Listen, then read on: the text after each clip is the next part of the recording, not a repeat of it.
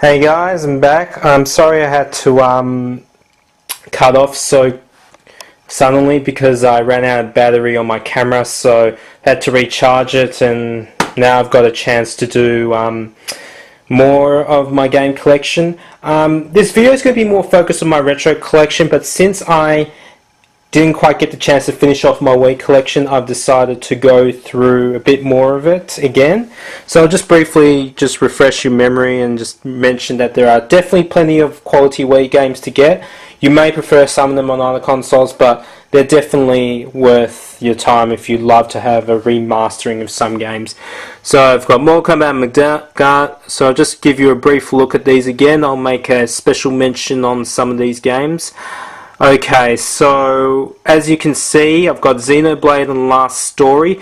The thing about these two games was I cannot work them on my Wii right now because I've got dual layer disc issues, and in order to repair that will cost probably just as much as getting the new model Wii, so I'm thinking of just getting that. I heard these are very good games to buy, very good RPGs for the Wii. People begged for them because they really wanted, the games library for the Wii to be expanded, since it's kind of, dying now. But yeah, that's pretty much good. And it's the same issue with Brawl and Metroid Other M. New Wii, they'll start working again. Very good games, I'll tell you. Any other special mentions? So I think I got up to here. And the thing about GoldenEye 007, yeah. There was a game that was going to be remade from the N64 on Xbox Live, and then it got cancelled because of licensing issues. And then Activision surprises us that Eurocom was going to develop a remastering of the game, which has changed quite a bit of the original game and the movie. It's a very weird combination. It's like, imagine the movie, but now you've got a new cast of characters. Well, it's not that it's a new cast, it's just a new...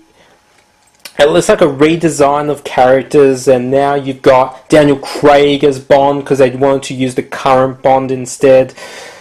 And yeah, that was an interesting take on the movie, and it's a great game. It's very fun. I know that some people don't like it because it tries to be like Call of Duty, but you know what? At least it tries its best to, remind yourselves of, the original game in many ways. Like, there's that facility toilet scene, and there's the part in the dam. All these little things, and the cradle stage. It's all there. It's all good stuff. And another funny thing is they change a lot of locations. And it's been remade for Xbox 360 and PS3 as well. Kind of better graphics. It's called GoldenEye Reloaded. If you're interested, go ahead. Then you got Skyward Sword. Skyward Sword, I like. Definitely think it's a good game. Some people hate it for its linearity and the fact it's, could be a bit shorter as a result, but the dungeons are still very complex and in-depth, and they're very fun to play. So, yeah, that's pretty much what you play Zelda games for anyway. I mean, not really the side quests. The side quests are just a means to get more rupees or get a bigger wallet or something, all those little things that can help just so that you can make your adventure a bit easier, but it's really just to get more items if you want. Then you got Okami. It's another Zelda kind of game, but it's very unique in its own way. Got some artistic value to it, so should get that. Cricket, Need for Speed Nitro, Mario Power Tennis, New Super Mario Bros. Wii, Twilight Princess, Super Mario Galaxy, Sonic Unleashed, Wario Land, The Shade Dimension. Oh yeah, here were the Wii games I was supposed to mention. Wii Sports Resort, Wii Music, Wii Fit, Wii Play, Wii Sports, all great stuff. Yeah, I mean, if you bought the Wii, then you must have had some of those Wii series games. Alright, let's move on, and let's actually move on to some retro games. I've got quite a few games from the 90s. Most of them are from the 90s, some 80s, but when I was in my young days, because I am 20 I'm in my 20s right now as of this video. I've got N64 and a nice little surprise in here. Oh, what do you know? I have my Sega Mega Drive. What do you know? Isn't that nice? Sega Mega Drive, one of the greatest 16-bit consoles you can ever own. Have about 20 games right now, but you know, they're the only ones I collected back in the day. They're pretty good ones. I've got Sonic 1, 2, and 3. 3 doesn't work for me right now. Columns, Alex Kidd. These are the Sega ones, the ones made by Sega. I think this one is VJ Boy or something. This one is an interesting game. It's good, but it's also very clumsy in certain mechanics, and whilst it has so much potential, it kind of falters a bit because, you know, you slide around a lot and some of the bosses are very weird, but whatever. Lion King is definitely a great game. These are 2 Disney games. A few Disney games here, great. Especially that Mickey Mouse game, Mickey Mouse and Donald Duck in World of Illusion. Highly recommend that, and I do recommend Aladdin and the Lion King. Little Mermaid's okay, but these 3 especially, definitely recommend them, very fun. Captain Planet, that one doesn't work for me. Well, actually that one does, but Spider-Man doesn't. Captain Planet I don't really care for though. Bubsy. Now, Bubsy's pretty good, the first one at least, not compared to that bloody crappy PlayStation game, which is barely controllable and looks like crap. Then you've got WWF Royal Rumble, very good wrestling game. I mean, there's another one which is very similar, I can't remember the name though. And that one is Mortal Kombat. It's a very crappy cover though on the side, but it's Mortal Kombat, trust me. NBA Jam, Team USA Basketball, and the rest of these are just basketball games. This is Brian Lara Cricket, which only British and Australian people would, and some other European country and certain other countries who are into cricket, you know, will appreciate. This is probably one of the first few amazing cricket games. The Sega Genesis, really fun. So what else? Oh, we've got to check out Nintendo 64. Here is a nice little stack that you can buy for the Nintendo 64 games so that you can hold your cartridges. Thing about this is, it's always highly recommended that you label on the side, because for some reason Nintendo decided not to put any, or you know, because they did publish the cartridges, they were one of the few publishers of the cartridge, they didn't put any of their labels on the side so that you actually know, so you got to write them down unfortunately, or make your own design. So let's start off at the top. Got Super Mario 64, very fun game. These ones are easy to take out. WWF Warzone. Some people don't like this game, but I really like it. It's a fun wrestling game. It's a bit more, you know, complex than most wrestling games because you actually have to remember certain button combinations. Each character has different moves, but once you remember them, it's really good fun. This is Banjo-Tooie. Funny thing about this game, well, the previous game really, I lost Banjo-Kazooie. I used to have a copy, now I don't have it anymore. I don't know what happened to it. But this is definitely, to me, is a superior game. Like, everything about the original is even better in this game. Like, it feels like a real open world game. Like, really, like, all the worlds interact with each other. Like, unlike Banjo-Kazooie, in which there were fixed worlds, this game has all the worlds interacting with each other. Like, there are missions where you actually do stuff and it affects what happens in other worlds. Like, if anyone can remember the classic, you know, the mission where you have to get the pigs in the pool. How much effort is it just to get the pool warm and clean? You have to actually put ice into the half-fire peaks, you know, steaming hot water, which comes from, you know, that Cloud Cuckoo Land level, just to get it warm, and then you have to go to Grunty Industries just to get it clean. And filter the water. It's ridiculous. Like, some of the missions are ridiculous, but otherwise it's amazing how much effort's been put into it. The only issue I have is the frame rate. The frame rate is awful, especially when you've got tons of objects on the screen. They fixed this on the Xbox Live remake, so now it runs very smoothly, no issues, and yeah, I would probably recommend that version if you want a very smooth version and you don't have a Nintendo 64 but you have an Xbox 360. It's very cheap, it's only like $20 and you pretty much get more for your money, more bang for your buck. Then you got Yoshi's Story, very fun game, I think you should get it. As a Yoshi game, though, it's not the strongest. It's still fun. Good for a kid, maybe, because it's pretty easy. Oh, sorry, I got that. This one I definitely just talked about before, GoldenEye 007. This is the original game. This one is definitely one of the top N64 games. One of the top first-person shooters of all time. Especially for its time, like, it was one of the first to really bring on the whole mission-based system of first-person shooters. So anything from, you know, finding a certain object and getting out of a facility in time, all those kinds of missions, they were introduced pretty much in this game. And the fact that the animations were so advanced for the time, it's amazing what Rare achieved on the N64. Then you've got Mario Kart 64. Oh, great. What memories I've had with this. I've been playing multiplayer for ages and years with my friends on this. Oh, it's so addictive. I mean, it was so addictive. I mean, you just kept playing and playing and you just wanted to beat your friends and you wanted to be good. You just wanted to get better and better. Oh, such memories. Then you got Star Wars Rogue Squadron. I haven't played a lot of this, but from what I played, it's definitely a lot of fun. I mean, it's like they really put lots of effort into these Star Wars games. I mean, LucasArts is a very good developer when it comes to Star Wars games. It's amazing what effort they can put no matter what platform they do. NBA Hang Time. One of the best ports of NBA Hang Time. It has everything the original version has.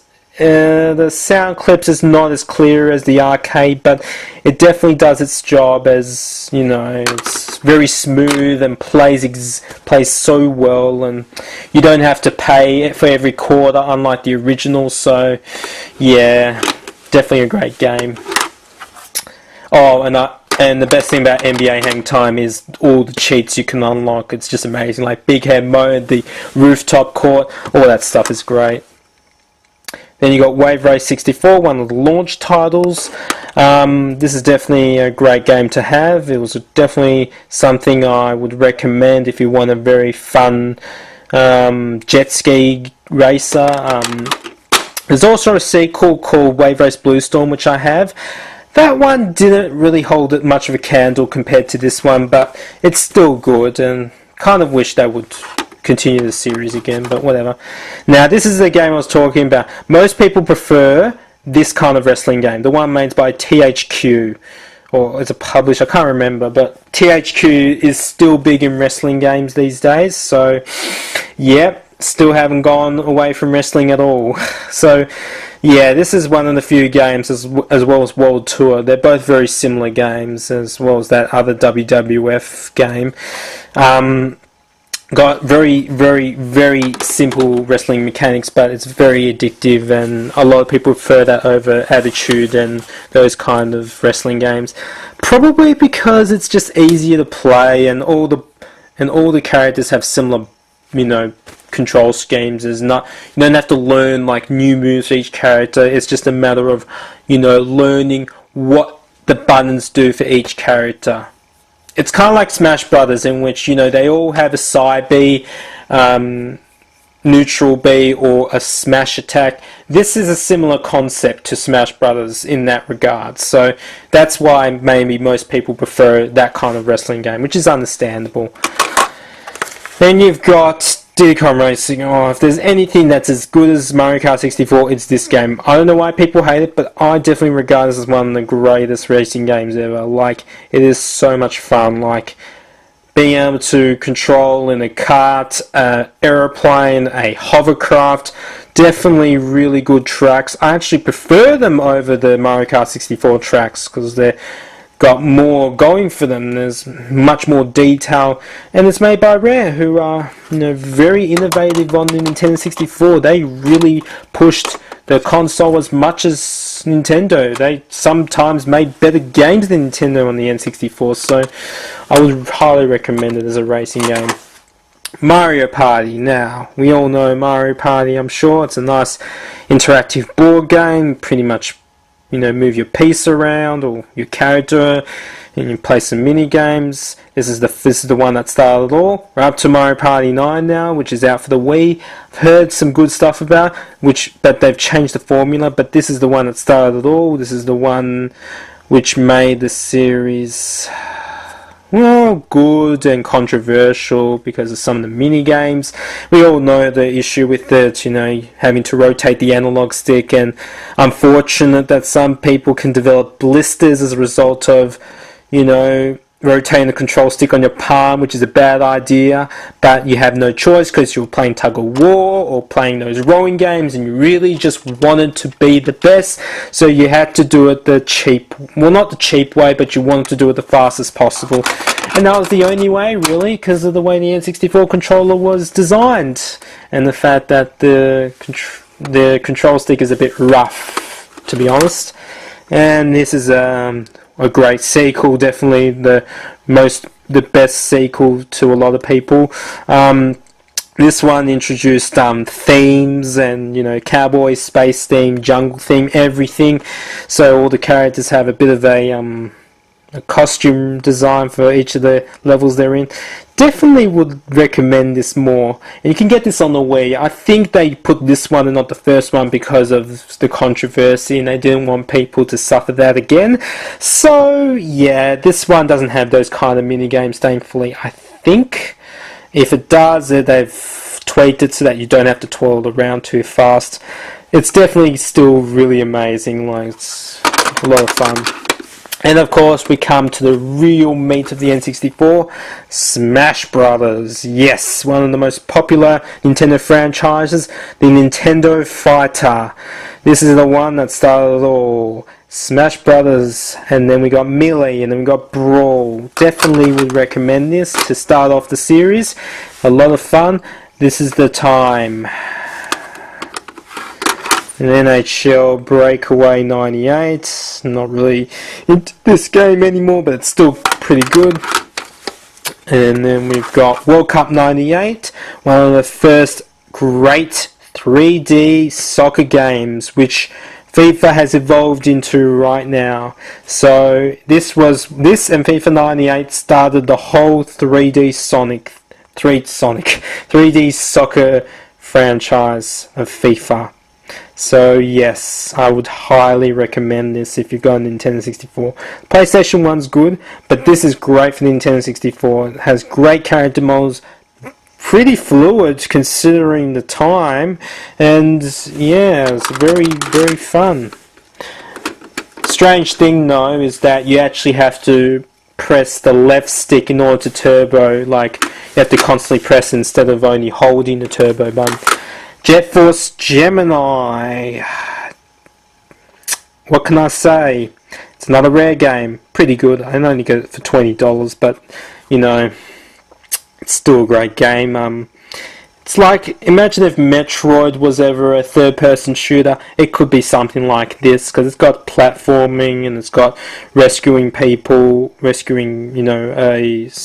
tribe and stuff, and you pretty much play as 3 characters, you kill stuff, and well, it's good fun. And finally, Rayman 2. Rayman 2 is a great Rayman game, the first 3D one. There is definitely there's quite a bit to say, but all I can say is it's very fun. I would recommend it to anyone who's a fan of 3D platformers. As a game, it certainly has a lot going for it, and even Rayman has a lot going for him, so yeah, that's it. And I forgot one little thing. This N64 wheel, which goes for racing games. It works pretty well, but I wouldn't really say it's it's a must-have. I mean, it's just an interesting novelty. They had one of them at the game store before it closed, unfortunately. And I thought, why not? It looked like an interesting thing, so I just wanted to try it out. Yeah, you can have the turbo button on so that it automatically, accelerates or something like that. If you hate holding the A button all the time, you can just do that. See what I mean? So if you want to play like Mario Kart and you can't be bothered holding the A button, then you can just turn it on and boom. Yep. And that's about it for that. Now I'm going to have a quick flick through of this tub here. This tub here has just got my NES, if I can turn it. My NES, my Super Nintendo, and the Mattel version, which it's a bit interesting how that works. I can't quite explain it. Supposedly some NES games will not work on it depending on the version of the game. Like there's apparently some versions of the games only work on certain versions or whatever. So I've got Super Mario Brothers. You all know Super Mario Brothers. And what I've got here, it's a bit of a mess here. Let's see what I can do. So right here, got Ninja Turtles, Ghostbusters, DuckTales, Muck Rider, Super Mario Bros. 3, Aussie Rules Footy, I've done a review of that. Batman's a great game. Home Alone 2 is a piece of shit. International Cricket, I've done a review of that. California Games, you all should know that game. I've also got some other little bits and pieces in here. I've got a piece of shit game, Bill and Ted's Excellent Video Game Adventure. It's barely excellent though. I've got Jesus, I really need to fix this. So I've got The Simpsons Bart versus the Space Mutants. I don't really rate it that much, but it's a good game. No, it's not. Sorry, I didn't mean it was a good game. It's a piece of crap as well. I don't like it. I don't know why people like it. Then I've got, well, of course I've got to have Dr. Mario. I mean, how can you say no to Dr. Mario?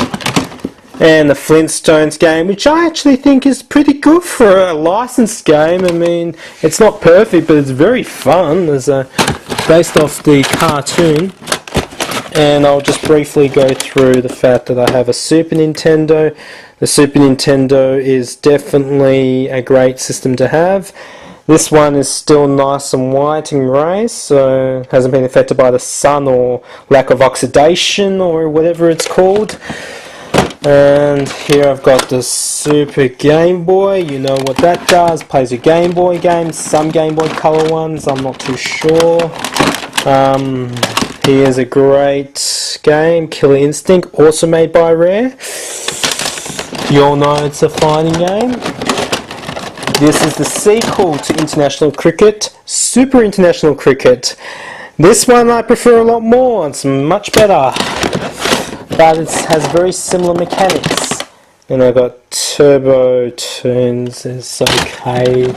Don't really like it that much. I've also got another one. Champion World Class Soccer, Ryan Giggs is okay. It's a soccer game. What more can you expect? I also have Toy Story, but I can't seem to find it right now. But I love that game as well. It's also really good, but it's very difficult. So yeah, that's about it really. Oh, and this is what I play them on because I just want to have an old style TV to play these. They seem to look better. So yeah, that's really it for my collection. I've got some others, but I think this is all really people want to... this will have to do for now. Yeah, so yeah. Thank you for listening. This is pretty much my game collection. I've got some handhelds I might show a bit later, but until then we'll maybe we will, maybe not. But until next time, ladies and gentlemen, I'll see you again. See ya.